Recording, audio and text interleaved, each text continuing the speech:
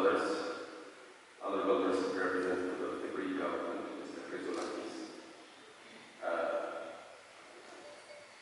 ladies and gentlemen, excellencies and masters, thank you all for coming here and honoring the memory, the 109th anniversary of the memory of the Armenian Genocide. I want to specifically thank the Academy of Athens for hosting this event today with us, co-hosting this event. And I would like to emphasize my special gratitude to President Pavlov because about a year and a half ago when I met him, we discussed initially that there is a need to organize a nice academic event dedicated to the anniversary of the Armenian Genocide, which is happening now. I would also like to thank the current president of the Academy of Science, Samadas Kolinis, unfortunately who could not be today here, as well as the previous president and the chair of this meeting today,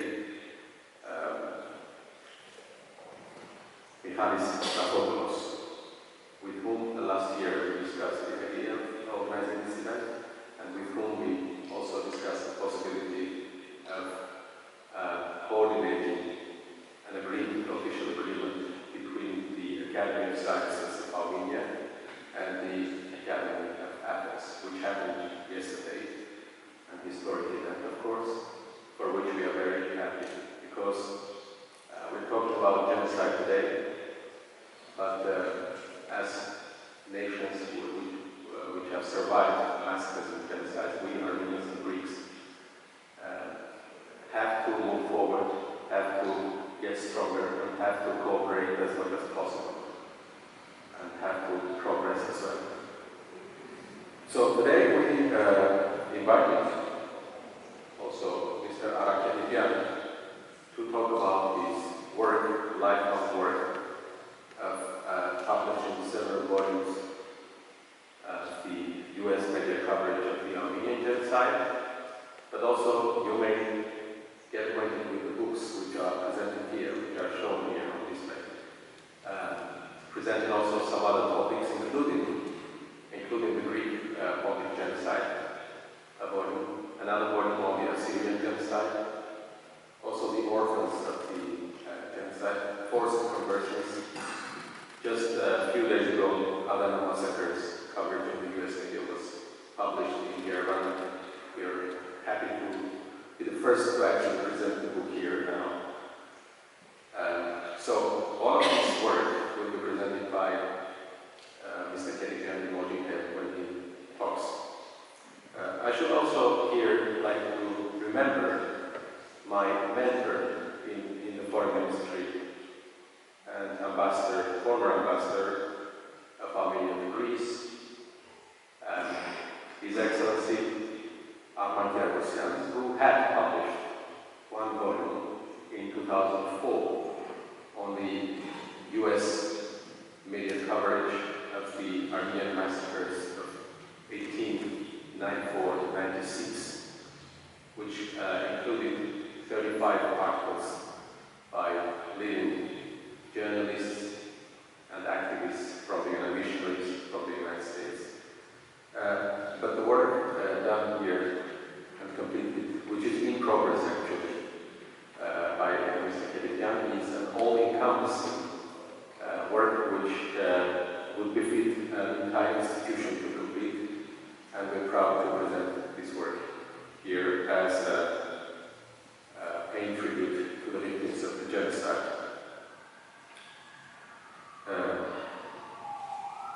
We may say a lot about the Armenian Genocide in these days, since April 21st, when the Armenian National Prelacy and the Armenian community started the commemoration here. Much has been already said, and I don't want to repeat some of the history that happened to us 109 years ago. But we should emphasize a few things for the record. That this was a crime against humanity and civilization, and it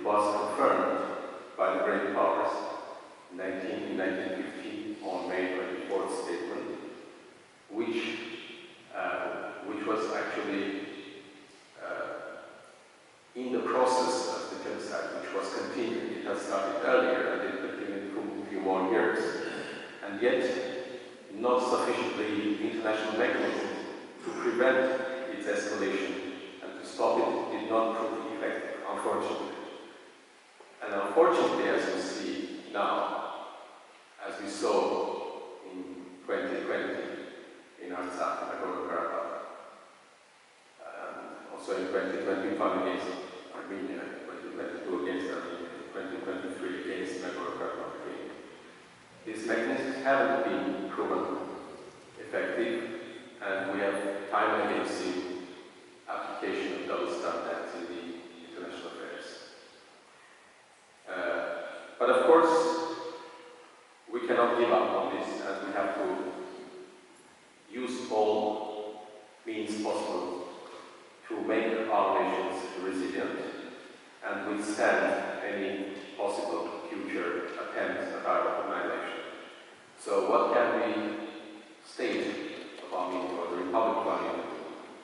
Of course, one and foremost is the intensification of the Armenian security environment, or diversification of the Armenian security environment, cooperating and trying to find reliable friends and allies. One of them, of course, is Greece, and I'm happy to say that in terms of cooperation with Greece, including on defense sector, we are registering certain successes, and this is extremely important to understand. So this is one of the things that we should and we do in terms of making Armenia more as much secure as possible. I mean, nowadays, world is never enough to have security. But when you are surrounded by neighbors which are day and night propagating about your annihilation, sometimes you feel also some pride in acts committed in the past. This is becoming extremely worrying, of course. One of the features of the Armenian Genocide, which happened also during the Nagorno-Karabakh War, was the ingrained denial, right from the beginning, when the crime was being committed.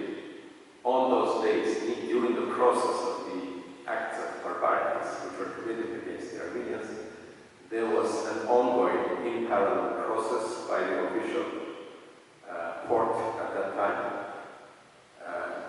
to deny what was happening.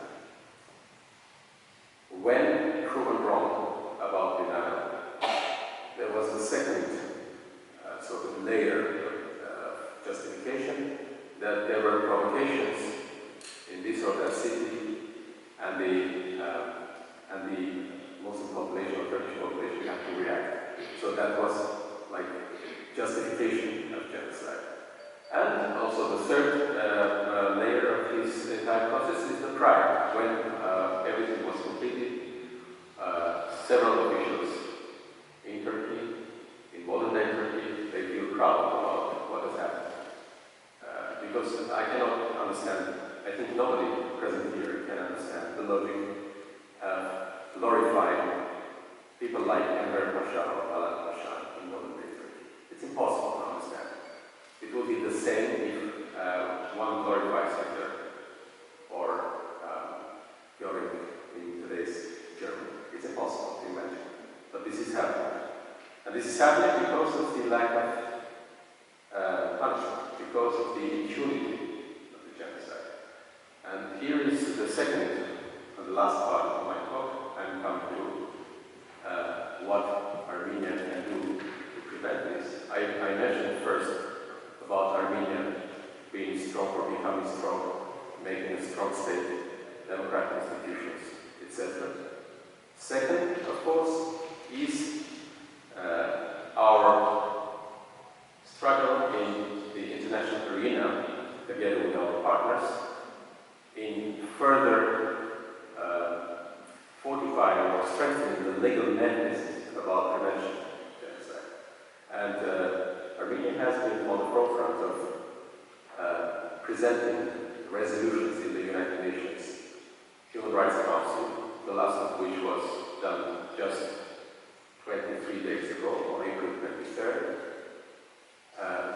time it's again called Resolution on the Genocide Commemoration. The specific emphasis on this resolution is put on the early warning of the crime of genocide. Early warning because before the genocide happens, there is an genocidal environment which is created. And when there is no reaction to prevent the escalation, this environment is leading to the crime of genocide. The environment in the Ottoman Turkey existed well before 1915. I mean, it had been starting from 1890s. The environment in Nagorno-Karabakh existed several years before the conflict erupted in the 90s, and in 2023, before the final ethnic cleansing in Nagorno-Karabakh, there was 9 months blockade against the population of Artsakh. 9 months of blockade to starve, eventually to bomb, and to expel the people from their homeland. And despite all of our warnings and alarming calls on all levels, the international society proved unable to prevent this crime happening. And currently we see that the state of Azerbaijan is doing everything to exclude the return of the people to their fatherland. Not only destroying their homes and property, but also destroying or turning their churches into something else, distorting the essence of the churches, Christian churches of the Armenians, claiming that these are not Armenian churches, there were no Armenians here, and the Armenians are newcomers from here for a year.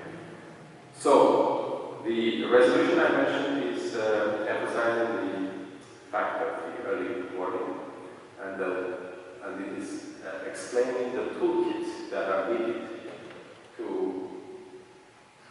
make it more effective, the early warning mechanisms.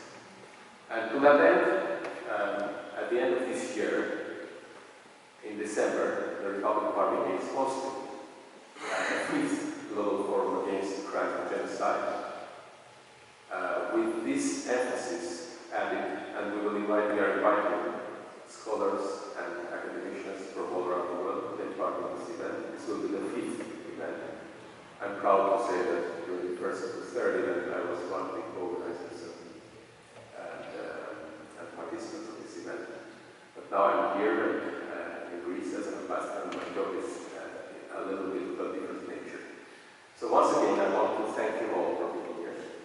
And at the end, last but not least, I would like to end this address in a positive light. Mr. Statopoulos mentioned about the exhibition. I think the exhibition shown here, which presents a few of the paintings of the Greek Armenians, is not just paintings presenting the works of Greek Armenians. It is a symbol of the survival of the generation of the genocide. That the genocide, after all, did not succeed. The Armenians are alive. The Armenians are creating. The Armenians will always create and make all those places wherever they live good societies, better societies, more cultural societies. So the paintings here symbolize the fact this resilience, this nature of survival, and are in a way a token of this survivor generation. So once again, thank you. Thanks to the